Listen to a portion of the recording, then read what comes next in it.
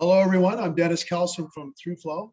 It is my pleasure today to introduce Sarah Orlando from Clean Marinas program. She's a manager with Ohio Sea Grant. She has worked on environmental topics in the recreational boating industry for 10 years. Today, Sarah and her colleagues will be talking about marine debris and the Clean Marinas program. Thanks. You're very welcome. Hi, everyone. Thanks for being here today. We're going to have a pretty unique presentation here. I'm going to be presenting partially in person, and then I have a panel of folks who are on a Zoom call virtually, and they're going to be sharing some of their expertise with you as well. I'm going to be closing out at the end of the session with a final closing presentation and then opening up Q&A at that time. So I'll introduce our first speaker here in a second, and I ask that you hold your questions to the end. We're going to have a series of in-depth presentations on the topic of marine debris, and I'll close out with some information on the Clean Marinas program. And yeah, we'll let you guys have it. I'm going to start with Jill Bartolotta, who is our extension educator and really our marine debris specialist with Ohio Sea Grant and Stone Laboratory.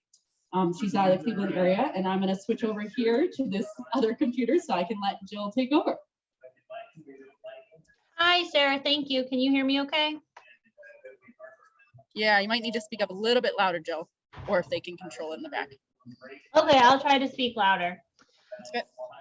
So thank you, Sarah, for the introduction. So I'm going to be introducing the topic of marine debris and talking about why it's an issue, but then also providing some solutions. And the people presenting after me are going to go more in depth into these solutions. I'm just providing an overview. Next slide, please.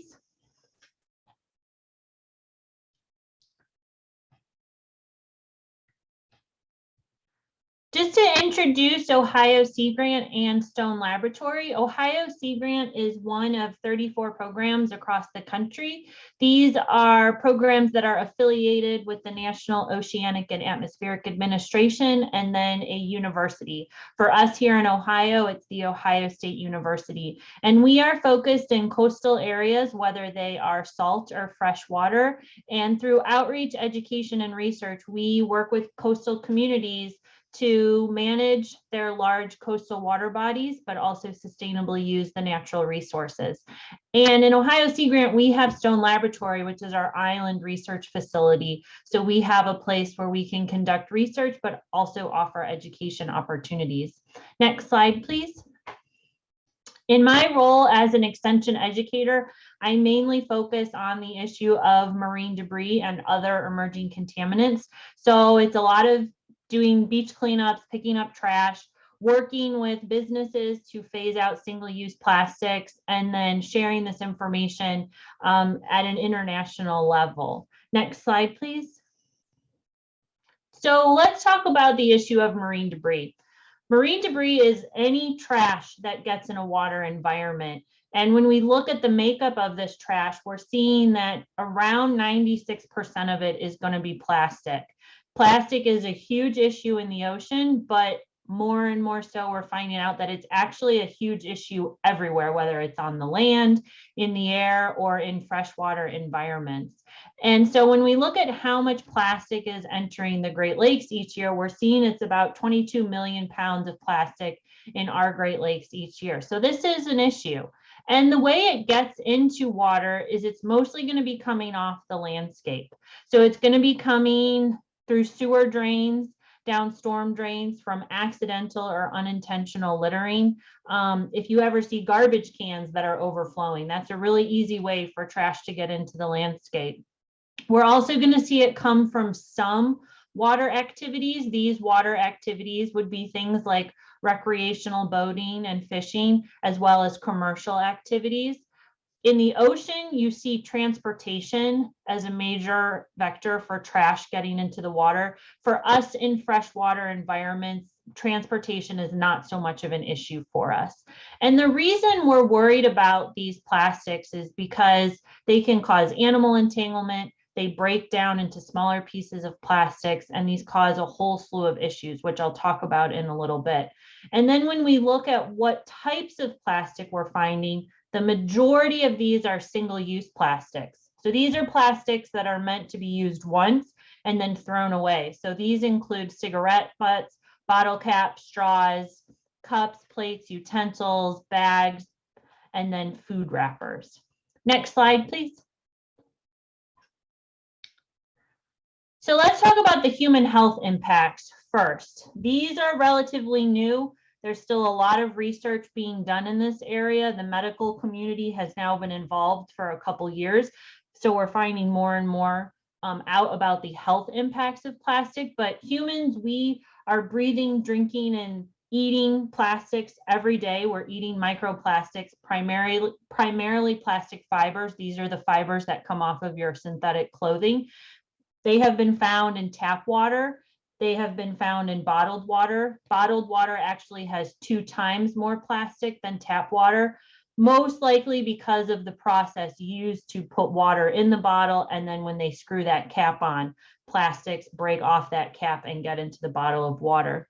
And there's a lot of work out there showing how the chemicals associated with plastic are affecting living organisms.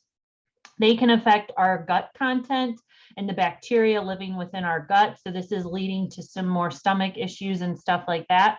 They affect our endocrine system. So this is our hormone system. So we're seeing a lot of new diseases or a higher prevalence of diseases that are linked to the disruption of our endocrine system. And they're also starting to see some reproductive concerns arriving in the human species as a result of our daily exposure to the chemicals in plastic. Next slide. There are also alarming animal impacts. So the first one would be animal entanglement. So anything that's circular, so this would be, the 6-pack rings that we've been taught to cut our whole lives. Masks, that's the new thing we're finding animals entangled in. So animals get entangled in these items and they can't get out. Sometimes it prevents them from feeding. Sometimes it prevents them from moving around. So it's not a good thing when an animal is entangled in something. We're also seeing animals frequently entangled in nets. A new item of concern is going to be plastic landscape mesh, which is used for erosion control. So we're seeing a lot of snakes and birds getting entangled in landscape mesh, and then also fishing lines. So if you look to that image on the right, there's a container there. This is from a local wildlife rehab center, and this is all of the items that their animals have come into the center entangled in. So as you can see, it's primarily nets and fishing line and fishing lures. And then in the top picture, you'll see a plankton there. So zooplankton, they're the smallest organisms on this planet. They're the bottom of our food web. They are eating microplastics, and that is accumulating up the food chain. But every other organism on the planet is eating microplastics. Next slide. And there's also a large economic impact. So not only, it's very expensive to pick up trash. We're paying a lot of money to manage our waste and pick it up out of the environment, but it also affects tourism. So there was a study conducted by the National Oceanic and Atmospheric Administration several years ago, and they looked at the effect of beaches that were littered in trash and how that would affect local tourism. So for us up here in Ohio, we have a lot of beaches. And all summer long, these beaches are filled with people who are boating, kayaking, just hanging out in the sun. And the dirtier a beach, the less likely people are going to go there. When you clean up that beach, though, you're going to see an increase in the amount of people who want to come, and therefore you see an increase in the amount of tourism revenue generated from having clean water and coastal areas. Sarah, if you can just advance so the image will come through. And so I did a local study here just in my area of Cleveland, Ohio, where I talked to some of the beach managers to ask them how much they're spending to pick up trash. And as you can see for a season, so for us, our beach season is typically June through, Memorial Day through Labor Day. They're spending tens of thousands of dollars a season just to pick up trash. So that's a lot of money. And I think it's just a lot easier to keep trash out of the environment so we don't have to pick it up. Next slide. And so this is where we look at some of the solutions. So the one that we've focused on the most lately and in years past is just trash removal. So this is having volunteers or paying people to pick up trash. Also, you see in the bottom, we are now funding projects where people can get large boats or vessels to remove trash out of rivers or flat water coastal areas. You're also going to see trash skimming technology, which Maya is going to talk more about, but these are structures that you put in the water. They generate a small current, and so they pull any floating debris, including organic matter, to it, and then you remove it. Monofilament containers, this is for people to recycle fishing line. And then lastly, which I think is the most simple solution, is just put lids on garbage cans. I mean, that's a completely free thing to do, and that'll prevent actually a lot of trash from getting out of your garbage can into the natural environment. Next slide. Also, we have to look at refusal of these single-use plastics. So this is refusing things like plastic bags, straws. If you're getting takeout, it's saying you don't need the plastic utensils, and trying to switch to reusable alternatives. So I do a lot of work in this space, and we've been working with some restaurants up in our area, and we're trying to get information about customer response to skip the straw. And what we're finding is that, at least in our area of Ohio, is that people are in favor of restaurants phasing out straws and no longer putting them in every straw. They still want them to be offered upon request, but they don't need to be freely placed in every straw. And we found that people support this, but that the restaurant is not losing business, staff are not losing tips if they do not freely put a straw in every single drink. Next slide, please. We've also started doing a lot of work with cigarette butts. The filter in a cigarette butt is actually plastic. Cigarette butts are also the #1 item we find on cleanups. And so we've started putting up signage and in designated smoking areas to draw people's attention to the smoking receptacle, but also trying to provide a little bit of information about the fact that they're actually littering when they throw their cigarette butts on the ground. So we did this at some ferry terminals for one of our islands that we have in Lake Erie. And before the signs were put in, we were picking up on average of 54 cigarette butts per cleanup. When they had been in for a year, we saw that number be cut in half. And after 2 years and a lot of, attention being called to this designated smoking area, we actually don't find any anymore. So this has been a really successful project. The link for the cigarette signs is below. These are signs that if anybody wants to put these up in your marina or adjust the sign to meet your needs, you're more than welcome to do that. Next slide, please. We've also been working at the university level to create some information and education tools for people around sustainability in general. Plastics are a large part of this. And so we've created some tip sheets. For example, we did one on how to reduce plastic waste when boating, plastic-free vacation tips, how to hike and reduce your plastic waste. So if you're interested in putting any of these tip sheets or learning more about these tip sheets, the link is down below as well. Next slide, please.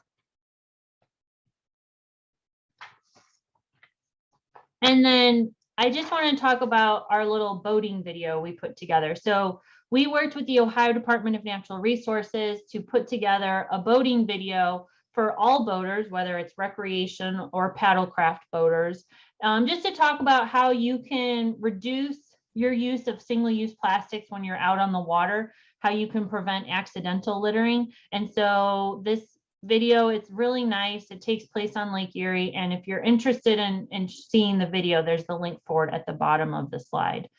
Last slide, please, Sarah.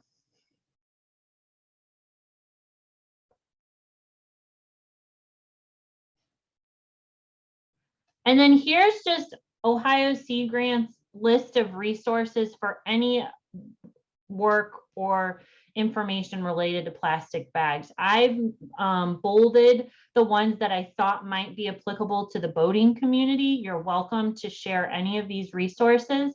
And last slide, Sarah.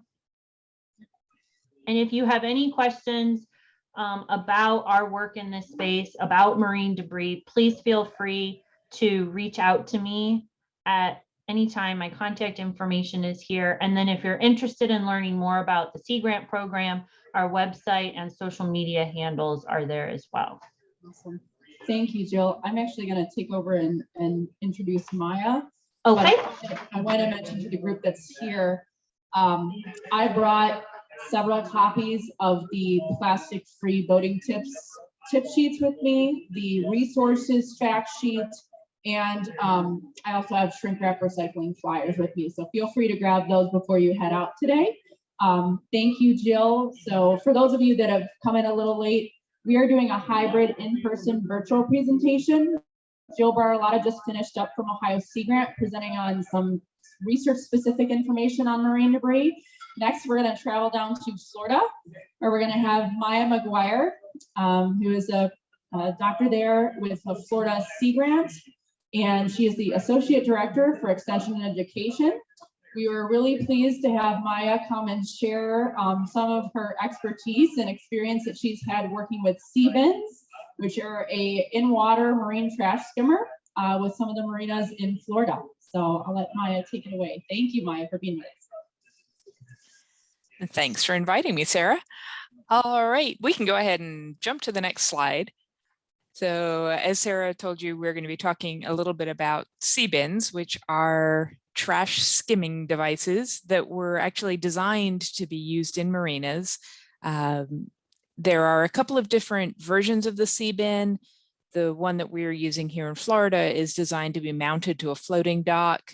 There is another version that essentially comes with its own mini floating dock attached and can be tethered to something like a seawall so that it drifts a little bit away from where it's located, but it also doesn't need to be mounted specifically to a dock. Next slide, please. In Florida, we have currently 8 sea bins in the state. This is a technology that was designed in Australia, developed there, is manufactured in Europe, and is slowly making its way into the United States, but is somewhat limited. There are some sea bins also in Canada currently that have been installed, but this is a new technology really to the United States, and we are still learning some of the limitations and some of the challenges with this, but we're also learning more about the benefits of it. So Florida Sea Grant has obtained a couple of grants to help us with purchasing these devices. They are not inexpensive, including shipping. They are just under $6,000 each. So that is one consideration when thinking about potentially installing a device like this. Next slide, please. The Florida Sea Grant currently has one of our sea bins installed. It is in a small town called Marineland, which is in the northeast part of Florida. It's between St. Augustine and Daytona Beach. Next slide, please. And we went ahead and helped with the installation of this device. So on the left, you can see a large stainless steel bracket being mounted to the dock, and then the sea bin itself has hooks that latch into some of the bolts that are part of that mounting bracket. Next slide, please. And once it is in the water, what you can't see in this picture is that upright that is attached to the mounting bracket. But at this point, we've got the sea bin lowered into the water. We have it plugged in, and if you can click on the video, if that is working, you'll be able to see that the sea bin is designed to be essentially self-leveling in the water. So when you plug it in, it sucks down and reaches the point where the water starts to flow into it, and then it kind of bobs up and down a little bit until it levels itself out. There is a submersible pump at the very bottom of this whole device, and that is sucking the water through, and that's what's causing this flow over the lip of the device. There is, if you go to the next slide, please. There is a basket inside the device, and you can see here that debris that has been floating in the water is accumulating in that mesh bag. The picture on the left is just the mesh bag inside the device. The picture on the right, that white thing that is kind of looks like a burrito or something in the middle of the bag, that's actually an oil absorbing pad that is Velcroed in with a strap. And this is an optional addition in the sea bin, but it proved to be very useful in the Marineland Marina where we have the sea bin installed, because they did unfortunately have an oil leak, ironically on the very dock where this sea bin was installed, and the pad did manage to absorb the majority of the oil from that spill. So that was great. It's an added bonus. Next slide, please. To remove the bag from the sea bin, when you shut the power off, the sort of inner liner part of the sea bin raises up. That's the yellow that you can see here, which allows you to easily remove the sea bin by hand or with a boat hook. And then you can empty the contents of the sea bin. Next slide. So we have a little bit of debris. The dockmaster at the Marineland Marina has been really good about documenting whatever he's finding in the sea bin, including counting and reporting the numbers of pieces of plastic where he can. There are days when he just says too many to count, but what he is also doing is he is weighing the contents of the sea bin and reporting those pretty much daily.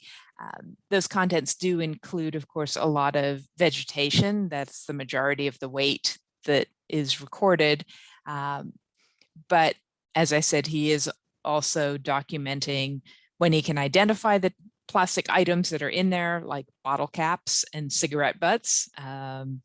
We've had about 7 bottle caps and numerous cigarette butts.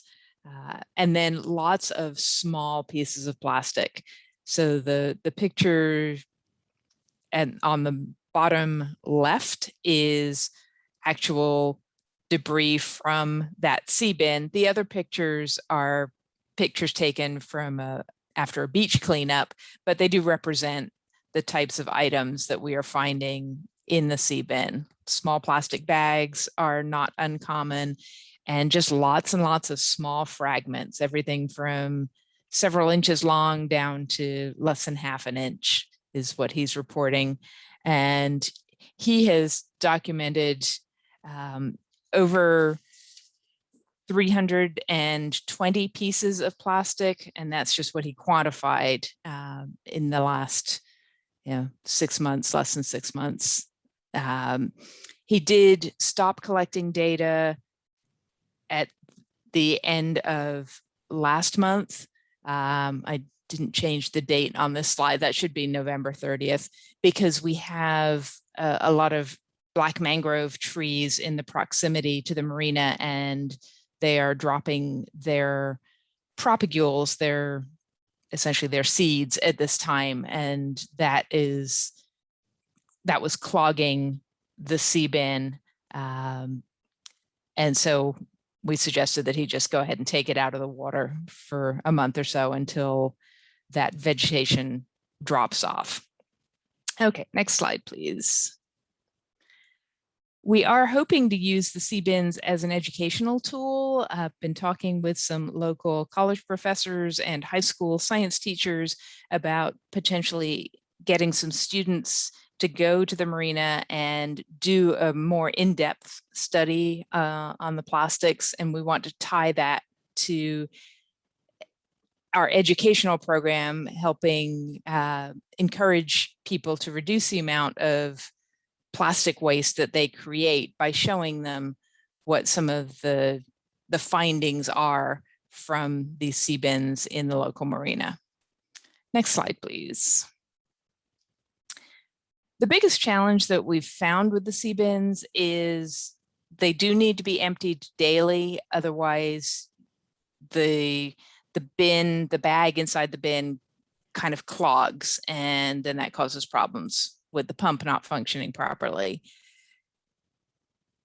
Beyond that, they do get fouled. So there is, in our case, we're in a marine environment, so we do get barnacles growing on both the inside and the outside of the sea bin. And the barnacles that grow on the inside are what really cause the problem, because that yellow inner part that has to slide up and down will get impeded by any barnacles that are actually growing on the inside.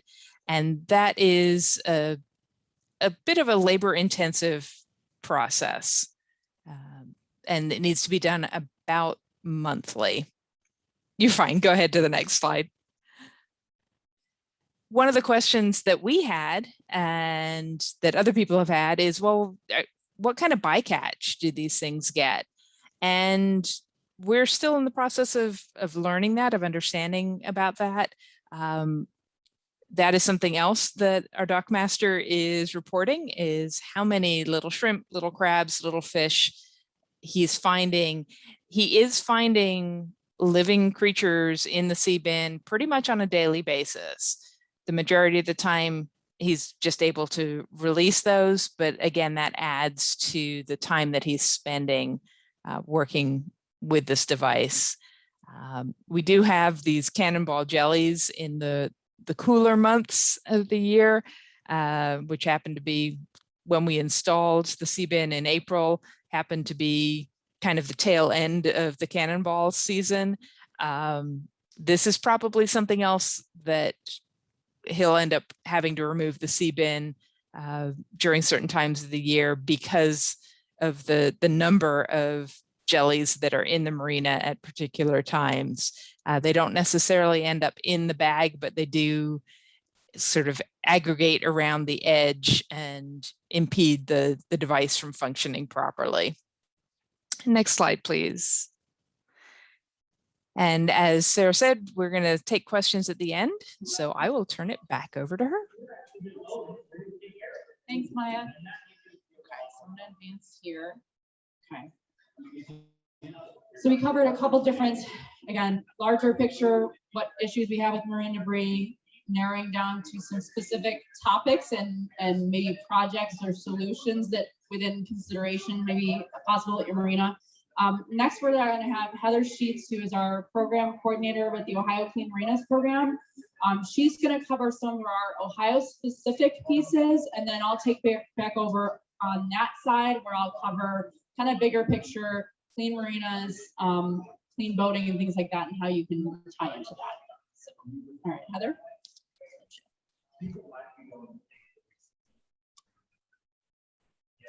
Hello, everyone. Thanks for coming, and we will head right into the next slide, Sarah.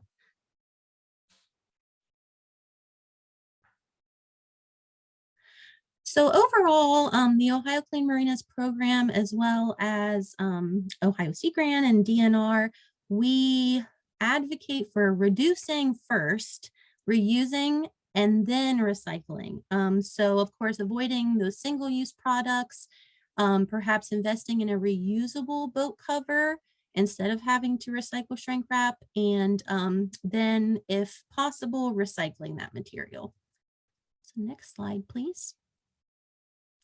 So like I said, we really would love if our boaters would invest in reusable covers. However, in Ohio, we have a shrink wrap recycling program. The pilot began in 2006, and back then Mondo Polymer Technologies here in Ohio used to pick it up at the marinas for free. The Ohio Clean Marinas program conducts education and outreach and facilitates communication between marinas and the recyclers. Next slide. So as you can see there are several pictures about that kind of give you a view of what a pickup site might look like, or recycling day. So it does take a lot of area, but you can see just how much plastic would have ended up in the landfill. Next slide, please. So at its peak, more than 125 marinas and greenhouses, which use the same plastic, participated in our recycling program. An average annual savings was more than 300 per marina. Over 2.3 million pounds, so that's 1,141 tons, has been recycled since 2006. And one of the things that they were producing after with the recycled pellets were guardrail blocks. And those covered or were used on over 100 or 414 miles of highway. And of course, especially with it protecting our drivers on our highways, it was a well-recognized and everyone loved the program. Next slide.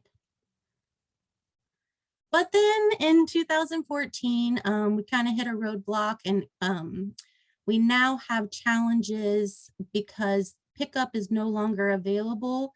And that's mostly due to increased labor and fuel costs.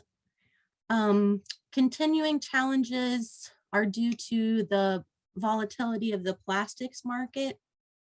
Also, when preparing it for recycling, the nylon strapping zippers have to be removed, and it has to be mostly clean, which, in an outdoor environment, that's kind of difficult. So we went from over 125 participants to about 30 per year. So the program is still continuing, but in a much smaller capacity. And we're trying not to rely on a single recycler and trying to diversify who is available to take the product. And if you're interested in learning more about how to prepare shrink wrap, you'll see our video there, the link. Next slide, please. So we're working towards a long-term sustainable solution. Like I said, trying not to rely on just one recycler. The Ohio Clean Marinas program expanded statewide in 2015. So we're trying to tackle this regionally, trying to find a leader within each region to have a collection site as well as a local recycler to take it. We're conducting education and outreach in the 5 different districts on this issue, and we're working to facilitate recycling with local soil and water or solid waste districts in those regions. And if you're interested in, you can fill out that form. That's fine, Sarah. There's a form right there if you're interested in the recycling program. Next slide. So also we have the issue of abandoned and derelict vessels.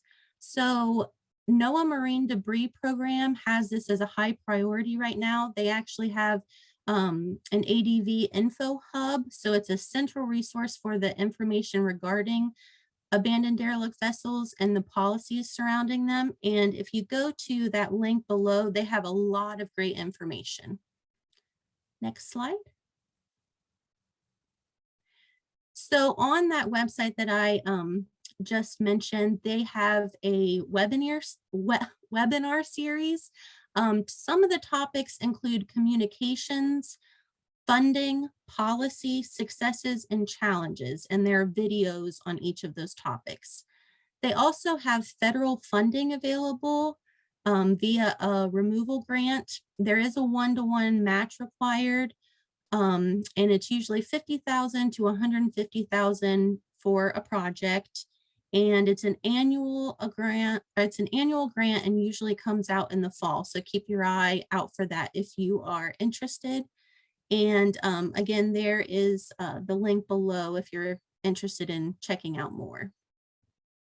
Next slide, please.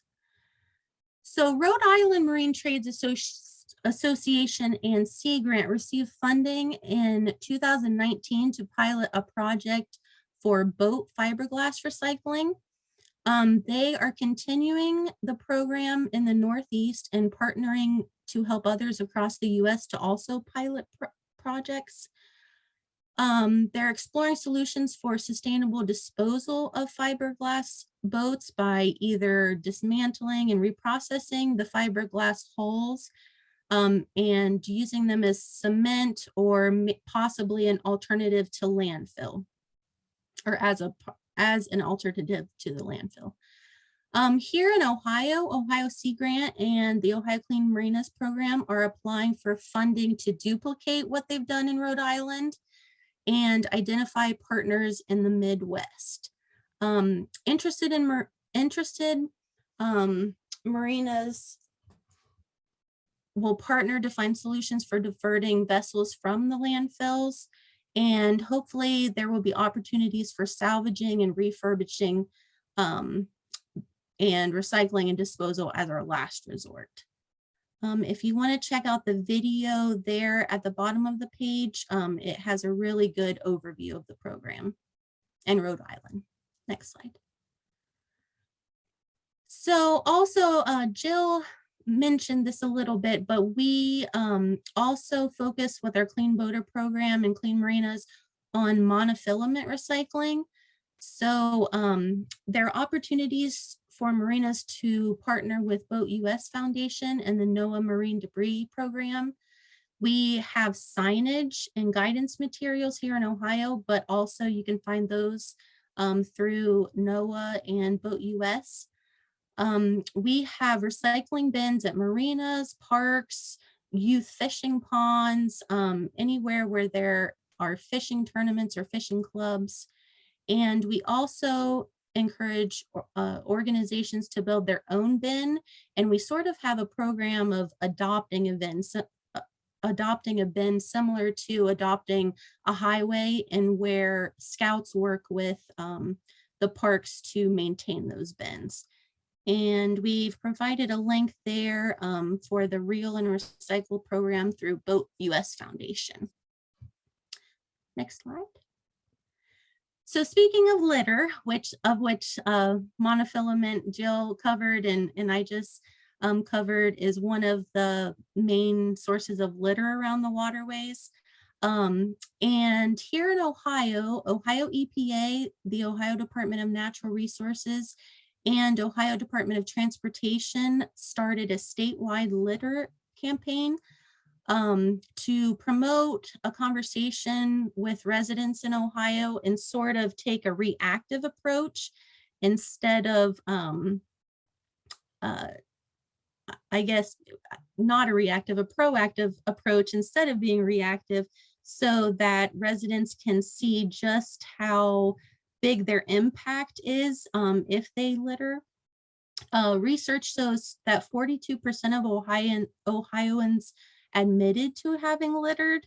And like Jill mentioned earlier, it's a very costly problem, both in the amount of staff taking to pick up the trash, but also dealing with the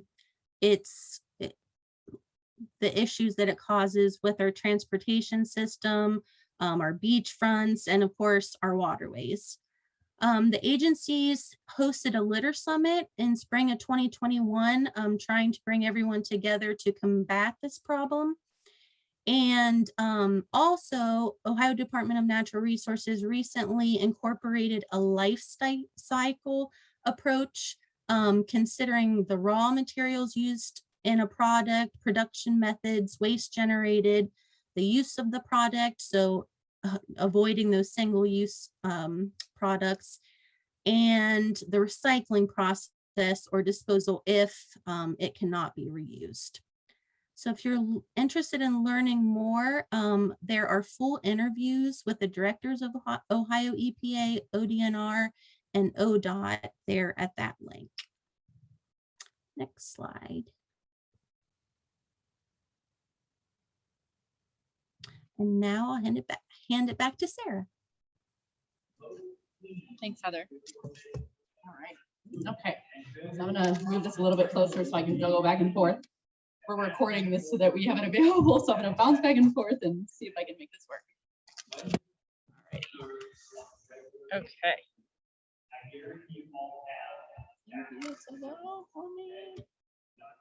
All right. Okay. Hi, everybody. Thanks for bearing with us and sticking with us throughout this process. So, as I mentioned in the beginning, I'm Sarah Orlando. I am with the Ohio Clean Marinas program, and we wanted to focus on a specific topic today. We wanted to bring you some information about marine debris. We wanted to bring you some possible solutions, possible products. But as you can tell from all the previous presenters, all of it likely involves money, right? And if there's one thing I want you to take away today is that my whole job is working with the marinas and the recreational boating community on implementing sustainable practices. Very hard to find sustainable practices that don't cost money, right? It costs money more likely than not to do the right thing. And so what I'm asking of you today is to think about big picture, think about protecting our waterways for future generations, think about your clientele and how they may respond to you being responsible and bragging about doing the right thing for the environment, and thinking about how you can take sustainability and work it, towards a profit if you market yourself appropriately. So with that being said, everything that was previously mentioned likely will cost more. It does cost more to do shrink wrap recycling. You likely have to pay for some signage or put in some labor to put in a monofilament bin. You actually absolutely will spend time if you put in a C bin. And if you're installing cigarette butt containers and signage and trying to implement that kind of a culture change, that all takes time, energy, and money. But it's also doing the right thing. So I just ask that you keep that in mind. It's often, hard to do the right thing, but it's something that we truly believe in. And we feel that as part of our program and the core of what we do, marinas, in my mind, are the last chance that any sort of runoff or pollution has to be either treated, managed, or captured before it enters our waterways. And so I feel that marinas have a very unique, and if you truly market it right, community-based role and opportunity where you can say, hey, not only am I taking care of everything that I am managing on my property, I'm taking care of everybody else's runoff that comes downstream to me. So this is one specific topic, but it applies to stormwater, it applies to invasive species. And so I hope you get some of that takeaway today. I want to go into a little bit about what the Clean Marinas program is, and then hopefully give you some tips on maybe how you can engage your boaters on this topic, marine debris, but also on some other topics here. So Clean Marinas, if you're not familiar, is a voluntary incentive-based program. It's not required. It's not typically a regulatory program. It is simply marinas who, again, want to do the right thing, and heck, we're going to recognize you for doing so. So we do that through a certification program where we give you logos and signage and things like that to help promote yourself.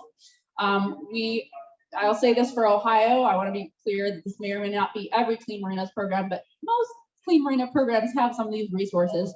We provide education to boaters, to the recreational boating community on any number of environmental topics. And we seek to be, at least for Ohio, and I think in many cases in many other states, the go-to resource when it comes to clean boating information. Whether it's a regulation, an environmental regulation, or it's sustainable practices that are going above and beyond those regulations. We provide compliance assistance and training to help marinas with those regulations. You have a job to run. I don't expect you to know how to write a stormwater pollution prevention plan inside and out, if you do, but we're here to help. We're here to help provide guidance. We're here to help kind of take some of the scientific information and boil it down for you so that you can get the key pieces out of it that you need to, and you can get back to work. Through our program, we actually have a Clean Boater program that we started as a sister program. We felt that that would allow us to reach even more people. We're not just reaching you through the Certified Clean Marina. We're engaging boaters directly at boat shows and other outreach events. In Ohio, we started on the Lake Erie watershed. We were coastally funded through the National Oceanic and Atmospheric Administration, Sea Grant, and the Coastal Management Office. We've partnered with, received support from the ODNR Division of Parks and Watercraft, and that allowed us to expand statewide. So we work both with your more, I guess you would say, traditional or truly industrial marinas in the Lake Erie setting, all the way to mom and pops and inland state park marinas and inland reservoirs in Ohio. The end goal of the program is improving water quality and helping with wildlife habitat. Again, it's being able, well, one, to have peace of mind that you're meeting all the environmental regulations that you need to be when you go to bed at night. But then hopefully it's also peace of mind that you're protecting this for future generations, whether it's passing it down in the family or simply ensuring that the marina business and recreational boating in general is protected for years to come. So in Ohio, how we're certified, there's essentially a 5 or 6-step process that we have. This is generally similar across the country. You usually attend some sort of training. You then take a pledge indicating that, hey, I'm interested in joining the program and I want to learn more. Our staff or a consultant usually will come out to do what's called a preliminary site visit. Again, I want to be very clear, this is non-regulatory. If I'm out there and I see something wrong, I'll let you know, hey, you know what, if EPA came in here tomorrow, you might get in trouble for that, but I'm not there to regulate you. I'm just there to give you advice and give you guidance and hopefully help get you around the right path so that liability-wise, you're protected. Step 4, then, we give you a list of recommendations. And if you're interested in continuing on the program, you work with your staff and implement those recommendations. Typically, it ranges from about 3 months to a year from when I first come out and visit the marina to when they are fully certified. Sometimes things happen, management changes, COVID happens, and we end up getting a couple years down the road, but we still stay in touch with you and, you know, we understand certain circumstances happen. Step 5 is the best part. We come out and once everything is up to par, we come out and give you a whole bunch of goodies and signage and a burgee, and you get certified. We take a photo that goes on our social media page. We have an annual conference in Ohio where we feature all of our marinas and we showcase those marinas. And then in our state, we started a tiered program because when we went statewide, we had such a range of marinas, from docks and a gas dock to Cedar Point Marina that has 800 slips and full service marina. We try to incorporate new practices that were applicable to as many marinas as possible. So we actually have a tiered program now. We have a base, a gold, and a platinum level certification. The idea is base level is getting your foot in the door. I don't want to say everybody can meet it, but it's not too difficult. You'd be surprised at how many marinas are already doing everything that's on our base certification checklist. It's just a matter of working with us and getting credit for what you're already doing. The gold level is a little bit higher. It's meant to kind of cull people out, right? And give you a little bit more recognition. With that comes more benefits. And then platinum level is basically those marinas. We have 3 in the state of Ohio that have reached that level out of the 87, I want to say, that we have right now. They have to meet everything on our checklist. So those are the cream of the crop. And a lot of times what will happen is a marina will join at the base level. They'll work their way up over time and then can reach that platinum level, which is nice because it offers them continuing improvement. So after 10 years, you don't get bored. You can keep trying new things. And we try and keep things updated based on current science and almost to paying attention to what the boaters tune into. So and when I first started, we were talking about marine debris, but it wasn't really a big thing. It's a big thing now. It's what boaters are, and just general public are interested in. They're concerned about what's in their drinking water. And so if you're able to say, hey, I'm putting in all these controls in place to minimize trash in our waterways, it goes a long way if you market yourself and you put it out there right. If you're from the Midwest or the Great Lakes region, we have a network called the Great Lakes Clean Marina Network. We are a group of clean marina programs that work together. We share information, we share challenges that we're having, we work together to find solutions, and we have a really awesome group of folks that really work on environmental issues, work on some really tough challenges that we're finding in the Great Lakes, and then try and put our heads together on finding a solution. So these are just some states that have a program. New York and Pennsylvania don't have a certification program, but they do have significant environmental education and outreach that they do with the recreational boating community. Then you can find a great list of all the Clean Marina programs across the country at the Boat US Foundation site there. Forgot to advance my slides there. All right, guys. Okay. A little bit more about the Great Lakes Clean Marina Network. It is meant to be almost a clearinghouse for wonderful environmental information, everything from a media kit that can help you do a press release and market yourself for being sustainable or implementing a triple bottom line, to a best management practices guide that if you don't have a Clean Marina certification program, you can take a look at that guidebook and pick out some checklist items. Even if you don't have a certification program, you still can say, hey, I'm implementing Clean Marina best practices in my facility. We're not going to stop you from doing that. We want you to do that. So that's there for you. There's archived webinars on everything from invasive species to boat washing to marine debris and more. There's a map of clean marinas across the Great Lakes. The way we see it is we don't care where you go, just visit a clean marina. So no matter where we are, we just ask that boaters support their local clean marina, support those businesses that are oftentimes spending a little bit more to do the right thing. And then a new tool that's very recent is something called a Clean Marina Stormwater Toolkit. I know we're focused on marine debris today, but this is an awesome website that we just put together. It is specifically geared towards marinas. It is not an engineer or a stormwater professional or a soil and water conservation district person's website. We talked to marina owners, did focus groups and said, hey, how can I talk to you about stormwater? And they're like, what? So we started with basic information about runoff. What are some simple things that you can do on your property that actually helps with flooding, helps with water quality, maybe helps with some stormwater regulations if you have those in your area. And then we have a whole slew of tools that we're working on building out on that website there. All right. So that's a little bit about clean marinas. Now I want to loop back to your clientele. So whether you're a clean marina or not, sometimes you can have a challenge with, all right, if you're trying to do something, you're trying to implement something at your marina, how do you get your boaters engaged in it? So say, for example, you try and implement a recycling program, or you put a sea bin or a monofilament bin, or you start a shrink wrap recycling program. How can we reach these boaters and get them to buy in so that if you have to charge more for that, they are supportive of that?